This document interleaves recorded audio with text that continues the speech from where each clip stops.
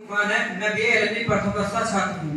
मैं आपसे जानना चाहता हूँ कि लॉ के क्षेत्र में कैरियर बनाने के लिए आपको किससे प्रेरणा मिली और इस पेशे में आपकी शुरुआत कैसे हुई? Thank you sir.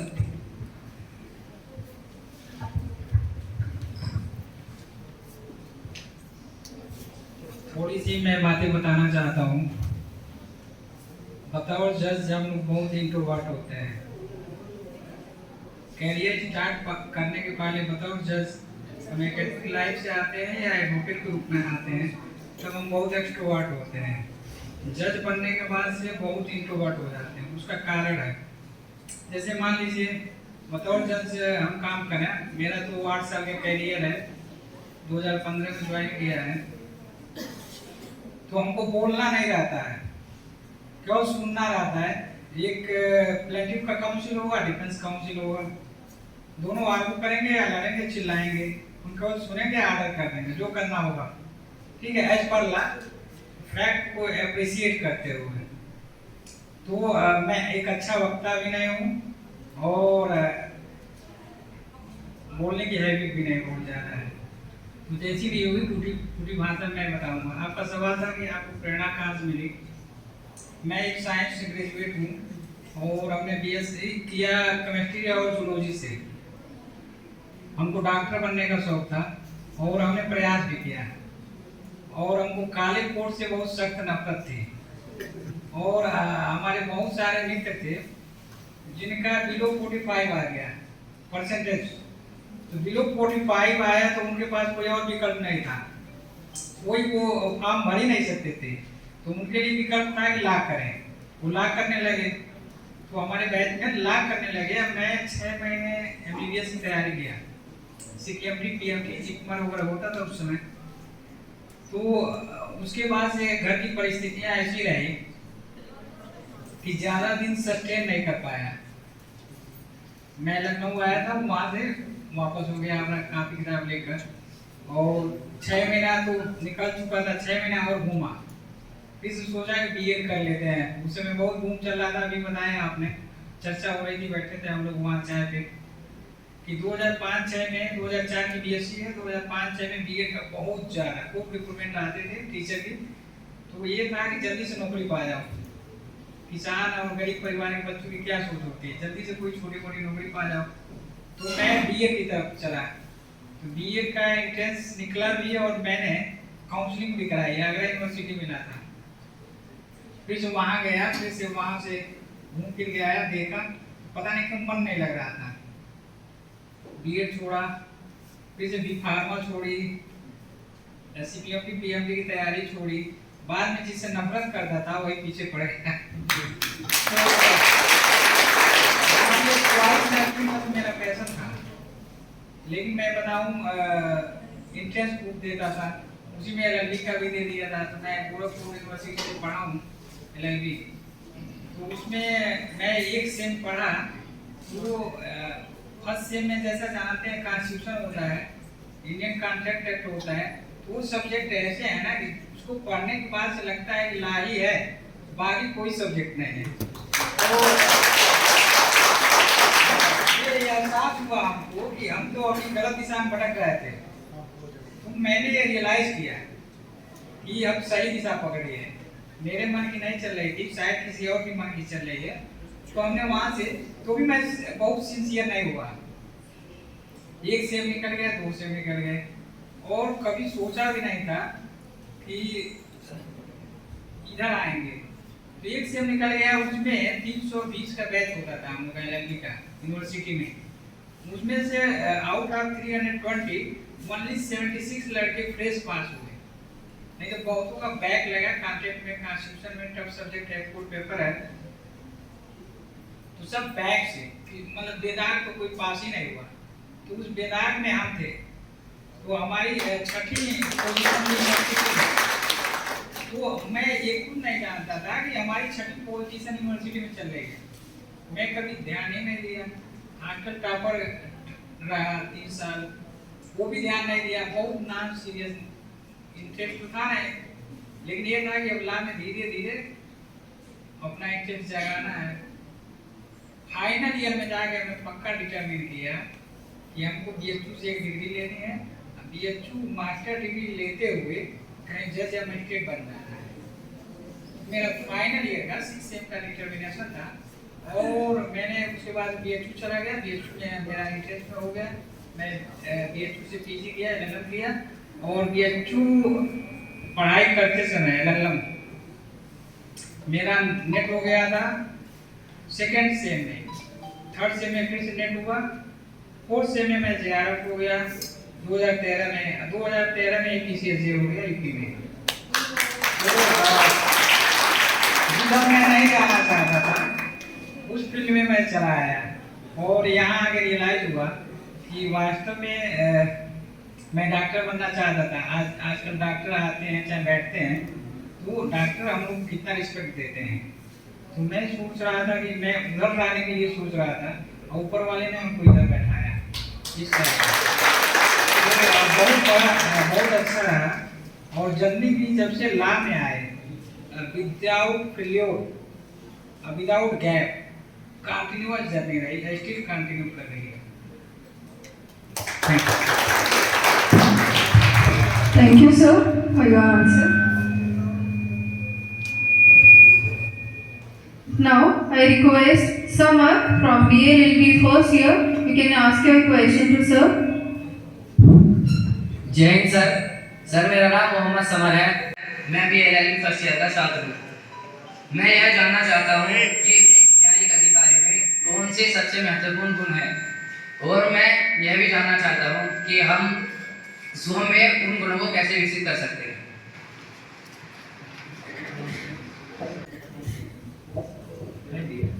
Thank you sir.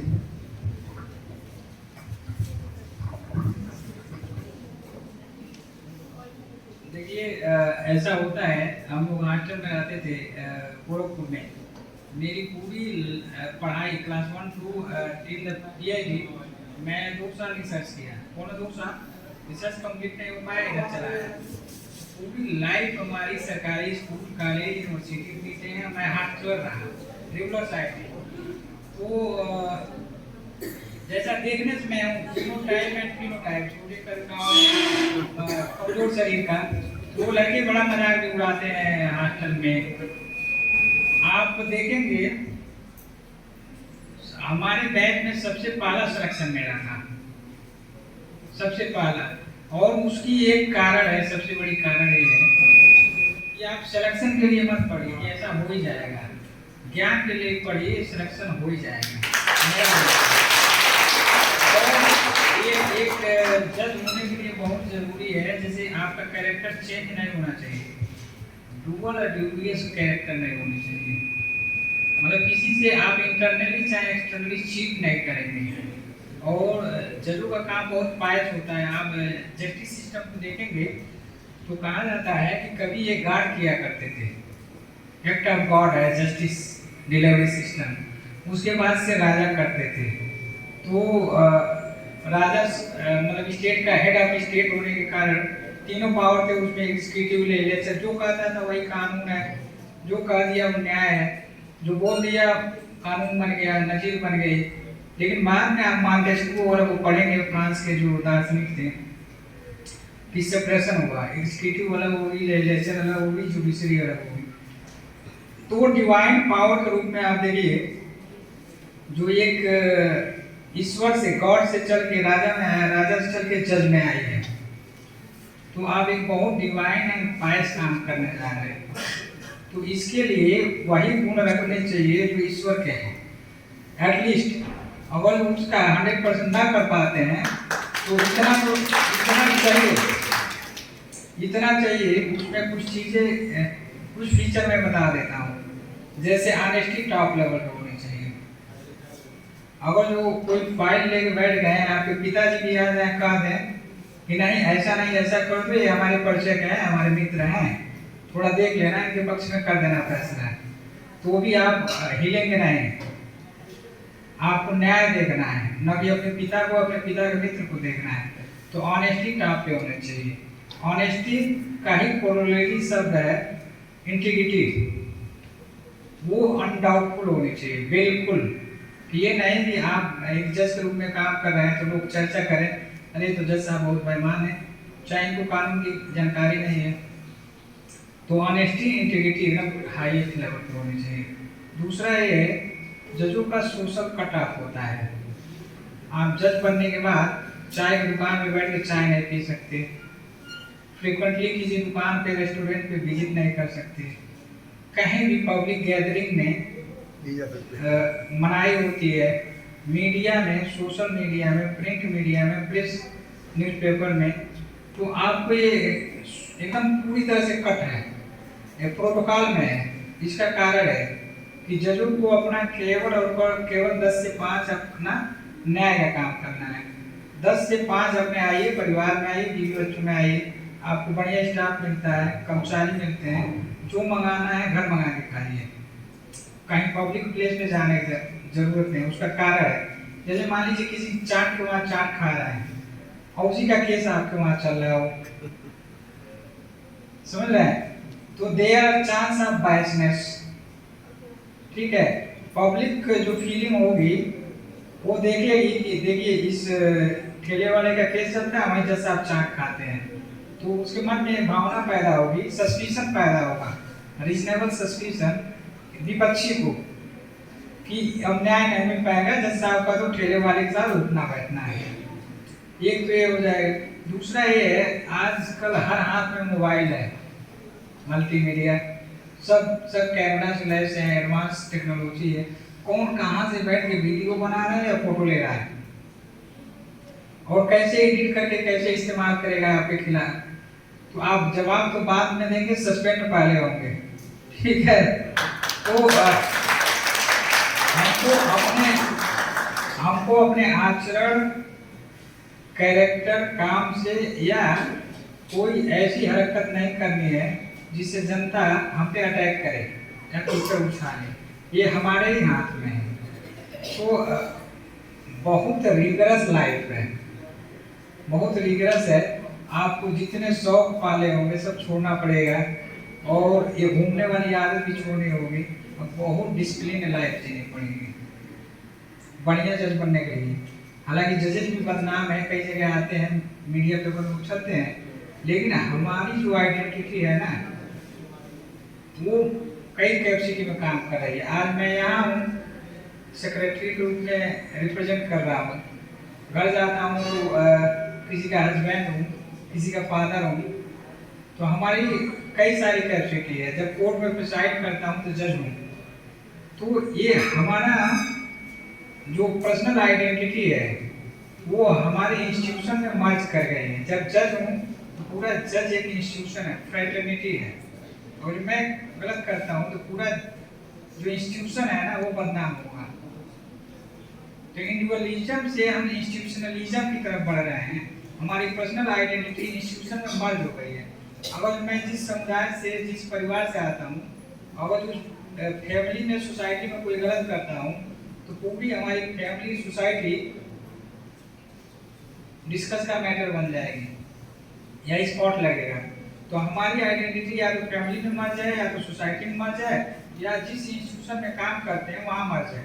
जैसे इस स्कूल का कोई बच्चा बाहर बदमाशी करे, मारपीट कर लिया, तो रुद्रा पब्लिक स्कूल बदनाम होगा। आपकी आइडेंटिटी तो एक सेपरेट चीज है, लेकिन आपकी आइडेंटिटी जब तक यहाँ पढ़ रहे हैं इस इंस्टीट्यूशन में मर्ज है। इंस्टीट्यूशन की भी अपनी आइडेंटिटी है जो आपसे जानी जाती है। तो हम लोग अपने घर के जो हैं, हमारी इंस्टीट्यूशन है, लीगल फ्रेटर्निटी है, उसको भी देखना होता है। Thank you, sir. I may request Amit Kumar from BLLB first year. You can ask your question. जय हिंद सर, मेरा नाम अमित कुमार है। मैं BLLB प्रथम वर्ष का छात्र हूँ। मैं ये जानना चाहता हूँ आप अपनी प्रोफेशनल लाइफ और पर्सनल लाइफ में कैसे संतुलन करते हैं। धन्यवाद सर। देखिए, एक्सट्रीम अप्रोच किसी भी फील्ड में जाएंगे नहीं चलेगा। एक्सट्रीम अप्रोच जो होती है, या जैसे मान लीजिए आप पैट्रियार्की सोसाइटी है, आप घर पे जाएं तो बताओ जज मैं कोर्ट में जज हूँ, लेकिन जब ही हम कोर्ट से निकले 10 से 5 काम करते हैं, 10 गए 5 आए, तो जब 5 बजे हमने गाँव में उतारा और वहाँ टांग दिया और निकल लिए घर के लिए, आवाज़ के लिए, तो हमको अपनी जजी भी वहीं उतार देनी चाहिए। हम घर पे, मैंने बताया भी कि कई कैपेसिटी में काम कर रहे हैं, तो हम वहाँ जज की कैपेसिटी में काम कर रहे हैं। घर आते ही हम या तो हस्बैंड हैं या तो फादर हैं, या तो किसी के सन हैं या डॉटर हो सकते हैं। तो जो ही हम मायने में एंटर करें, घर के दहलीज के अंदर पैर गया, तो हम एकदम सिंपल किसी के फादर रख रहे हैं और किसी के हस्बैंड रहे हैं या किसी के सन रहे हैं। घर में उस जो तमगा है ना जज का या पद का, वो लेके नहीं आना चाहिए। वो जब लेकर आएंगे तो पत्नी को आदर कहेंगे तो पीटेगी, ठीक है। जब उनके कचहरी में थे, ठीक है, तो आप एकदम एक नाइस हस्बैंड फादर के रूप में काम कीजिए घर पे। जब कचहरी जाइए तो एक नाइस जज या पर्सन के रूप में काम कीजिए, बहुत शानदार लाइफ रहेगी। बैलेंस बनाना कोई कठिन नहीं है, लेकिन जो ईगो होता है ना, जो प्राउड है, उसको कहीं किनारे, अहंकार को किनारे रखिए। सिंपल लाइफ लीजिए, बहुत सहज और सरल। ज्ञान का मतलब ये भी है, जितना ज्ञान आपको ज़्यादा जाएगा ऊपर, उतना ही आप विनम्र होने चाहिए। अगर जो ज्ञान के साथ विनम्रता नहीं आ रही है, तो ये मानिए आप अभी ज्ञान को ठीक से समझे नहीं है। क्योंकि अंतोगत्वा जो ज्ञान का मतलब है ना, वो केवल अपनी सफलता से मतलब नहीं है।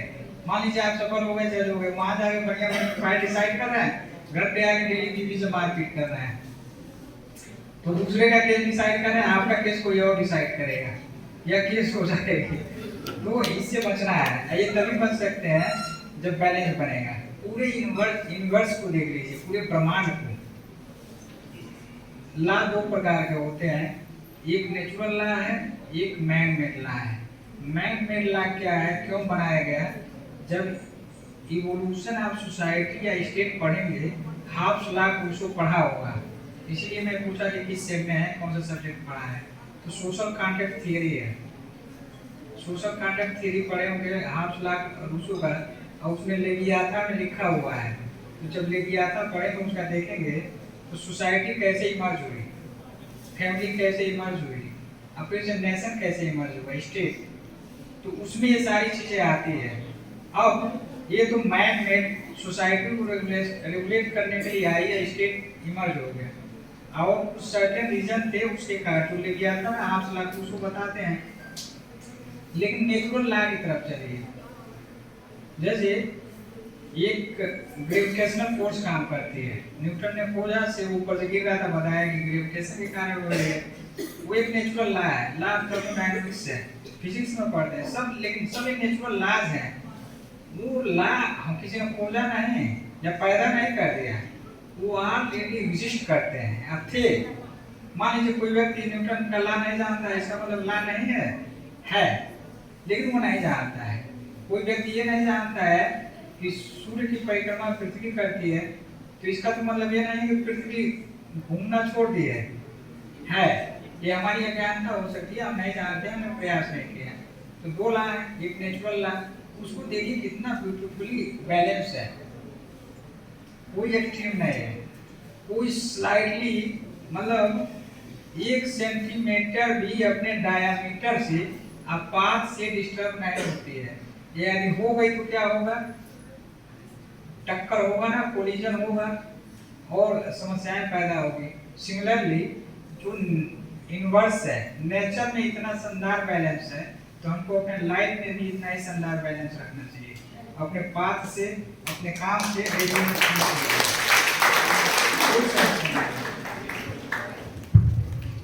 Thank you, sir. I may request Ankur from LLB first year. You can ask your question. Sir मेरा नाम अंकुर कुमार है, मैं LLB प्रथम वर्ष का छात्र हूँ। मैं ये जानना चाहता हूँ कि आपकी राय में न्यायपालिका के सामने सबसे बड़ी चुनौती क्या है और उस चुनौती का सामना कैसे किया जा सकता है?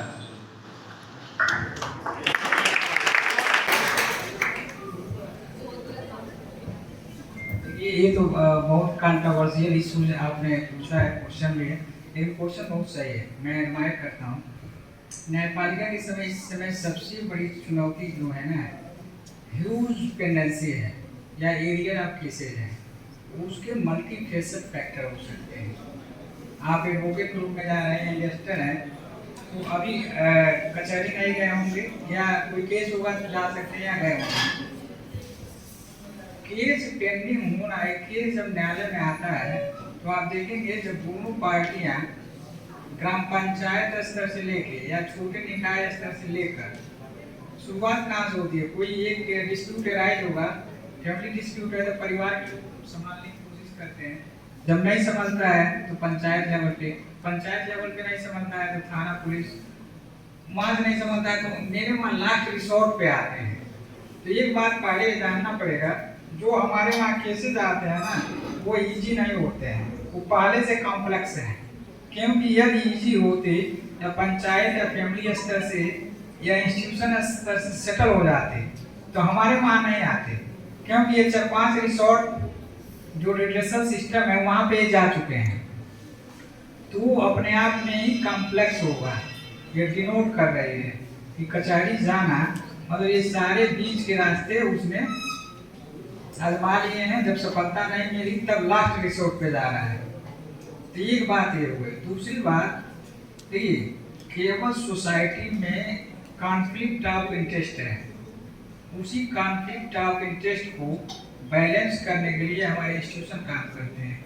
जैसे समस्याएं क्यों उत्पन्न हो रही है, इसका हल क्या है, कोई इंटरेस्ट थियरी पढ़ा है कोई, इसमें कोई है जानता है? थोड़ा सा मैं बता देता हूँ, हालांकि मैं पढ़ाने नहीं आया हूँ, मुझे लोग बैठे हैं, बाकी लोग हैं। देखिए इंटरेस्ट मोस्टली 4 प्रकार के होते हैं। पर्सनल इंटरेस्ट होगा, फैमिली इंटरेस्ट होगा, सोशल इंटरेस्ट होगा, नेशनल होगा, इंटरनेशनल होगा।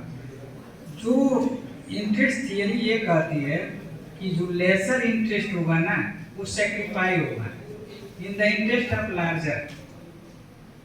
तो हमारा जैसे एक सपोज लीजिए, मैं एक एग्जांपल बता रहा हूँ, हमारे इंटरेस्ट में, हमारी फैमिली के इंटरेस्ट में कॉन्फ्लिक्ट अराइज हुआ तो हमको क्या करना चाहिए? अगर मैं अपने इंटरेस्ट को प्रोटेक्ट करूंगा तो मैं क्या कहलाऊंगा? सेल्फिश। अपने इंटरेस्ट को सेक्रीफाई कर रहा हूँ तो डिस्प्यूट भी डिसाइड हो जाएगी, खत्म हो जाएगी और प्रशंसा के पात्र भी हो जाएगी, तो समस्या नहीं आएगी। तो जैसे पर्सनल इंटरेस्ट और फैमिली इंटरेस्ट में टकराहट होगी तो पर्सनल इंटरेस्ट सेक्रीफाई करना चाहिए। उसी तरह से जब इंस्टीट्यूशनल इंटरेस्ट और पर्सनल इंटरेस्ट में कॉन्फ्लिक्ट होगा तो पर्सनल इंटरेस्ट को हम सेक्रीफाई करेंगे। अगर जो कंफ्यूज हैं तो सिर्फ इतना ध्यान रखेंगे कि जो लेसर इंटरेस्ट होगा वो सेक्रीफाई होगा, लार्जर इंटरेस्ट प्रोटेक्ट होगा। आप कभी भी किसी डायलेमा में नहीं फंसेंगे। और राजा महाराजा इसी पे काम करते थे। आप जितने गीता पुराण जितने भी पढ़ेंगे ना, सबका सार यही है, उसमें राजधर्मा कहा जाता है। तो राजधर्मा, जब एक प्रसंग में बता रहा हूँ कि जैसे लोग कुछ जब एक प्रोग्राम करते हैं और पूरी कहानी बताते हैं अपनी और अपने माता की, और पूरा राम दरबार लगा रहता है, तो कौशल्या कहती है कि अरे तुम्हारा कलेजा फटा नहीं, तुम्हारे बच्चे अपने भीख मांग रहे हैं तुमसे और तुम उनको गोद में क्यों नहीं उठाए? क्या तुम्हारे पास व्यवस्था थी? तुमने कहा कि राजधर्म। वो राजधर्म क्या होता है? वो उनके पास 2 इंटरेस्ट थे, एक पर्सनल, एक फैमिली और एक स्टेट का इंटरेस्ट था। अगर जो सीता को छोड़ने के पीछे भी, तो आप इसको जब रिसर्च लेवल पे देखेंगे, बहुत माइन्यूट ऑब्जर्वेशन करेंगे, तो पूरे जो हमारे जितने भी ऐसी संस्था हुई या ऐसे राजा महाराजा हुए, अपने पर्सनल इंटरेस्ट को सेक्रीफाई किया है in the interest of state या in the interest of family. तो जब हम सेक्रीफाई करना सीख जाते हैं तो समस्या वही हल हो जाती है। लेकिन आज के समय में समस्या बढ़ने का भी कारण यही है कि हम बैलेंस ऑफ इंटरेस्ट नहीं समझ पा रहे हैं, किसको सेक्रीफाई करना है किसको नहीं। अगर जो सीख जाते हैं तो समस्या खत्म हो जाती है। सब लोग लेसर इंटरेस्ट को सेक्रीफाई कर देंगे। जैसे हमारा इंस्टीट्यूशन के बीच में विवाद हो जाए तो हमको अपना इंटरेस्ट सेक्रीफाई कर देना चाहिए, इंस्टीट्यूशन प्रिपेयर करेगा। आज जब हमारा नेशनल इंटरेस्ट टकराव में हो और सोशल इंटरेस्ट हो तो सोशल इंटरेस्ट को सेक्रीफाई करना चाहिए, नेशनल इंटरेस्ट प्रिवेल करेगा, समस्या नहीं है। sir, for your answer. Now, I may request Sidra from BLLB, third term. Please ask a question. Good afternoon, sir. My name is Sidra. I am the student of BLLB third year. Sir, मैं ये जानना चाहती हूँ कि कोई ऐसा अनुभव आपका या कोई केस ऐसा जो आप साझा करना चाहते हो जिसका एक न्यायिक अधिकारी के रूप में आप पर प्रभाव पड़ा हो। Thank you sir.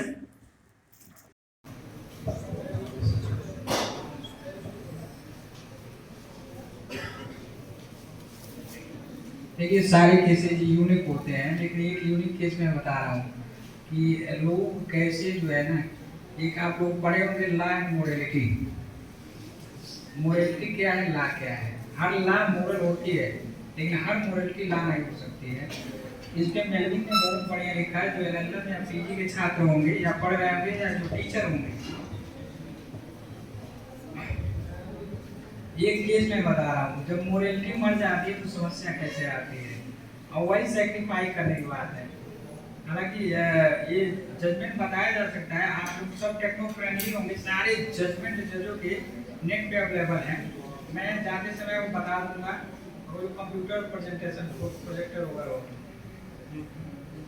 एक केस ऐसा आया, सारी होते हैं लेकिन वो स्पेशल यूनिक था कि तीन भाई थे। जो सोशल डिस्क्रिमिनेशन है, कैसे इनजस्टिस होता है। तीन भाई थे, बड़े भाई की केवल दो बेटियां थी, और दो बेटियां थी या दो भाई थे, उनके बेटे बेटियां सब थे। तो बड़े लड़के का शादी होने के बाद तीनों बच्चों की शादी हो गई, इनके अपने बीवी बच्चे थे। बड़े बच्चे का एक्सीडेंट में देहांत हो गया, उसकी केवल दो बेटियां थी, वो विधवा हो गई। तो उसके जो सास ससुर थे उसका केयरिंग करते थे। बड़ा एक चौधरी खानदान था, बड़ा बढ़िया था। उस समय का समझ लीजिए कि वो रॉयल स्टेट थी, कई 100 एकड़ उसकी जमीन थी। जनरली जब ऐसे हादसे होते हैं जिनकी केवल बेटियां हैं, तो प्रॉपर्टी डिवीजन को लेकर समस्या आ जाती है सोसाइटी में, और लोग ये नहीं चाहते हैं कि प्रॉपर्टी बेटियों को चली जाए।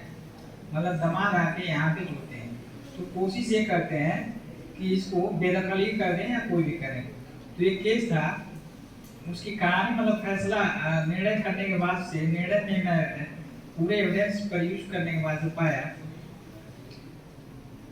कि वो जो प्लीडिंग लिखा था उसमें ये लिखा था कि हमारे दो ही बेटे हैं। ये जो पिता मर गया, उसकी माँ मर गई, अब विधवा बची, दो बेटे बचे।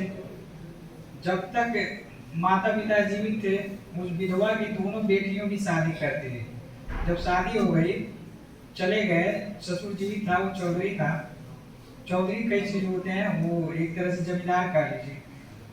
तो वो क्या हुआ, ये दोनों लड़कों ने क्या किया, एक फर्जी वसीयत लिखी, विल डीड, और विल डीड लिख के और रख लिया।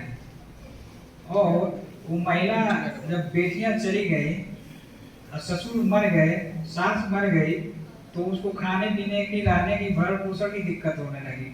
तो उस दिक्कत में क्या आई, उसने सोचा मरने के बाद ऑटोमेटिक म्यूटेशन प्रोसीडिंग से उस विधवा का नाम उस एग्रीकल्चरल लैंड पे, प्रॉपर्टी पे दर्ज हो गया। तो उस विधवा ने क्या किया, 10-5 कट्ठे जमीन अपनी, मतलब 1 बीघा माले की जमीन बेच दी अपने जीवन को चलाने के लिए।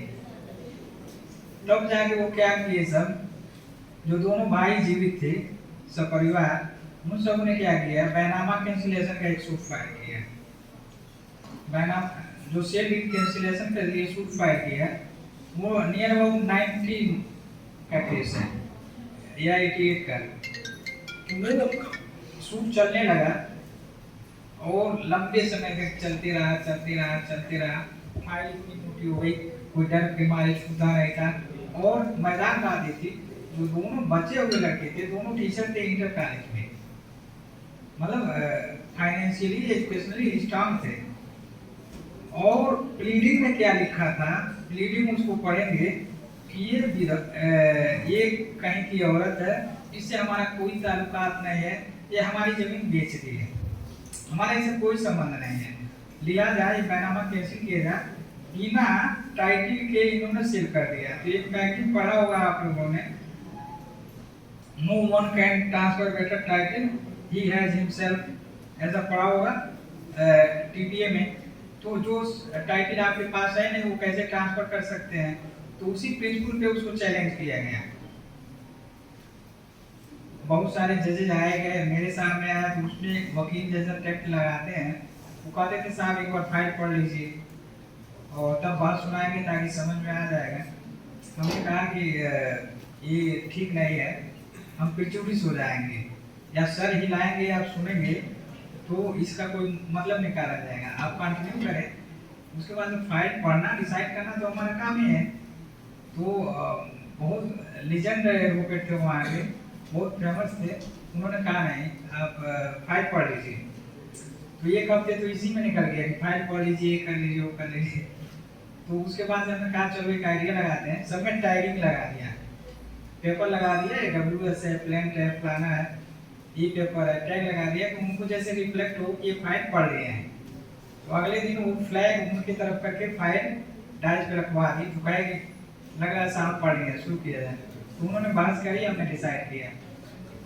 जो मैं बताया प्लीडिंग में क्या लिखा था, हमने पूरे इंटायर एविडेंस के पढ़ने के बाद से क्या पाया, वो उसकी सही भाभी थी, लेकिन प्लीडिंग में कभी कहीं भाभी लिखा ही नहीं था। वील लीड के जो कंटेंट थे उसको जब पढ़ेंगे तो वील लीड की स्टार्टिंग लाइन थी, मेरे 2 जीवित पुत्र हैं। मेरे स्टार्टिंग लाइन थी, मेरे 2 जीवित पुत्र हैं और मैं यह नहीं चाहता हूँ कि हमारे मरने के बाद संपत्ति का कोई विवाद रह जाए।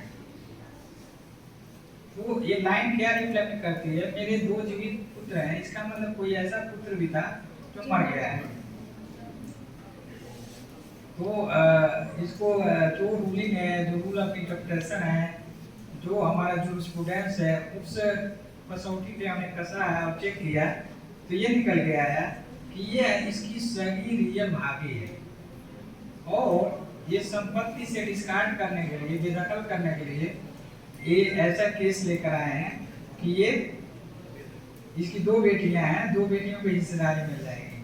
तो सोसाइटी का एक माइंड सेट है, बेटियों को नहीं देना चाहते हैं, ऐसे केसेस आते हैं। तो इससे परेशान होने की जरूरत नहीं है, कहीं जेंडर डिस्क्रिमिनेशन है ही नहीं। आर्टिकल 14 पढ़ा होगा आप लोगों ने, जितना राइट एक मेल चाइल्ड का है उतना ही एक राइट भी जो है ना फीमेल चाइल्ड का है, कहीं डिस्क्रिमिनेशन नहीं है। आज जो स्थिति ये है कि बेटियां शादी होने के बाद भी पिता की संपत्ति में उतने ही हकदार हैं जितना बेटा है।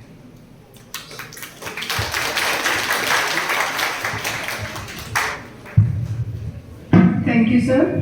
Now I may request Swati from LLB second year. You can ask your question. जय हिंद सर। सर मेरा नाम स्वाति चौहान है और मैं LLB सेकेंड ईयर की छात्रा हूँ। सर मैं ये जानना चाहती हूँ कि न्यायपालिका में करियर बनाने वाली छात्राओं के लिए आप क्या सलाह दोगे, और सर इस रास्ते पर वो खुद किस तरह से तैयार हो सकते हैं। मतलब न्यायपालिका में करियर बनाने वाली छात्राओं के लिए आप क्या सलाह दोगे, और सर इस रास्ते पर वो खुद किस तरह से तैयार हो सकते हैं। मतलब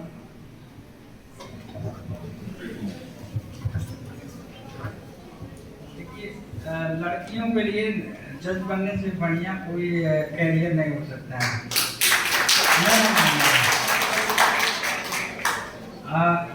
अब तक तो आप केवल एक घर में, एक परिवार में, एक इंस्टीट्यूशन में देखती हैं। जब उस चेयर पे बैठेंगी तो वास्तव में समाज को करीब से देखने का, जो केसेज आते हैं उनको समझने का अवसर मिलेगा। और अभी जो रिसेंट ट्रेंड चल रही है, अभी इसके पहले यूपीजे में 303 की वैकेंसी आई है जिसका फ्री हुआ है 12 फरवरी को, और फिर से मई में मेंस है। उसके पहले 610 आई थी। तो 610 की लिस्ट देखेंगे आप लोग तो उसमें 315 फीमेल ऑफिसर हैं, 315 आउट ऑफ 610 में। तो आप देखेंगे परसेंटेज जो है ना 50% से ज़्यादा हो गया। हमारी सरकार 20% रिजर्वेशन दे रही है फीमेल्स को। जजों के रिक्रूटमेंट प्रोसेस में डायरेक्ट है, हॉरिजॉन्टल है कि 100 अगर वैकेंसी आएगी तो 20 उसमें महिला सीट रिजर्व होगी, उसमें कोई बट नहीं है। लेकिन वो रिजर्वेशन छोड़ दीजिए, इतनी काबिल है कि 50% से ज़्यादा सीटें ले आई हैं। तो 610 में 315 लाए। और दूसरी बात यह है, सिस्टम को सुधारने के लिए एक मेल जज से एडवोकेट कम रखते हैं। एक मेल जज से मेरा एक्सपीरियंस है कि हमारे वहाँ आते हैं तो जैसा रैंडम आया, साहब आज तबीयत ठीक नहीं है, मन नहीं कर रहा है, तारीख दे दीजिए, एप्लीकेशन लगा दिया। लेकिन फीमेल्स के सामने उनकी अपनी रिपुटेशन लगती है कि चली जाएगी फीमेल ऑफिसर के समक्ष, तो बड़ा वेल डिसिप्लिन आते हैं, वेल प्रिपेयर्ड आते हैं। हम लोग के सामने तो पता चला कि कोई खेत से कुदाल चला गया ना, वो डाल लिया, भागा चला गया सीधे कोर्ट में, ऐसा भी होता है। तो फीमेल्स ज़्यादा बेहतर कर सकती हैं। दूसरा ये है सिस्टम को सुधार, जैसे मान लीजिए आप ला स्टूडेंट हैं, फिर से एडवोकेट बनेंगे, चाहे जज बनेंगे, लीगल एडवाइजर बनेंगे। एडवोकेट को सुधारना, ठीक करना बहुत आसान काम नहीं है, क्योंकि उसके लिए बीसीआई है, बार काउंसिल है, बार काउंसिल में वकील बैठते हैं, फिर से हड़ताल होती है, खूब होती है, बहुत होता है।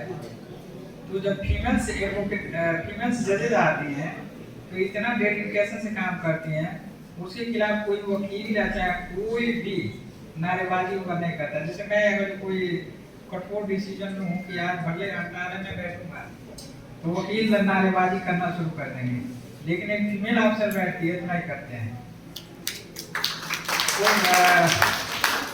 जो काम कानून नहीं कर सकता है और बार काउंसिल नहीं कर सकती है, वो महिला अधिकारियों की तादाद बढ़ने से बताओ जज अपने आप हो जाएगा। तो ये तो हमारे सिस्टम के लिए और बेनिफिशियल है, अच्छा है। बहुत पंक्चुअल होती हैं, डिजर्विंग होती हैं, इन कंपेरिजन में पुरुष बढ़िया काम करती हैं, हर पहलू से ठीक है। और जितना सिक्योर और बढ़िया जॉब है, 10 से 5 आपने किया, कुछ मामलों में आईएएस से भी बढ़िया है। कुछ क्या किसी भी पैरामीटर पे, मान लीजिए मैं कहूँ कि ये पानी गिलास का खराब है या बॉटल का सही है, तो दोनों की मेरिट डिमेरिट को रखेंगे ना, और दोनों को मेरिट डिमेरिट लिखने के बाद कंपैरिजन करेंगे, तब निष्कर्ष पे पहुंचेंगे। एक आईएएस लॉ की है, पीसीएस है, एक जजों की है। तो जो जजेस फ्रेटर्निटी है वो एग्जीक्यूटिव फ्रेटर्निटी से बहुत बढ़िया है। आपको 10 से 5 काम करने हैं, आपके सामने भले किसी मिनिस्टर का केस होगा, राष्ट्रपति का केस होगा, किसी का फोन नहीं आएगी, सिफारिश नहीं आएगी। 10 से 5 आपने काम कर लिया, फाइल आपके सामने, कानून आप जानते हैं, कानून और फैक्ट को देखते हुए जो भी जस्टिफिएबल आर्डर वो कर दीजिए, कोई सिफारिश करने वाला नहीं है, कोई से फोन कॉल्स नहीं आएगी, सिक्योरिटी बहुत बढ़िया है, फैसिलिटीज बढ़िया है, आपको फील्ड में जाना नहीं है। तो अगर सारे पैरामीटर पे देखेंगे तो एक आईएएस से बढ़िया जो है ना, इसमें आपको फैमिली लाइफ बढ़िया है, बहुत पीस है, पीसफुल लाइफ है, कहीं से आपका इंटरफेरेंस नहीं है। तो हर पैरामीटर पे जितने इसके मेरिट डिमेरिट प्रॉपर्टीज को रखेंगे ना, उसमें जजेस की जो फ्रेटर्निटी है एग्जीक्यूटिव फ्रेटर्निटी से बेहतर है।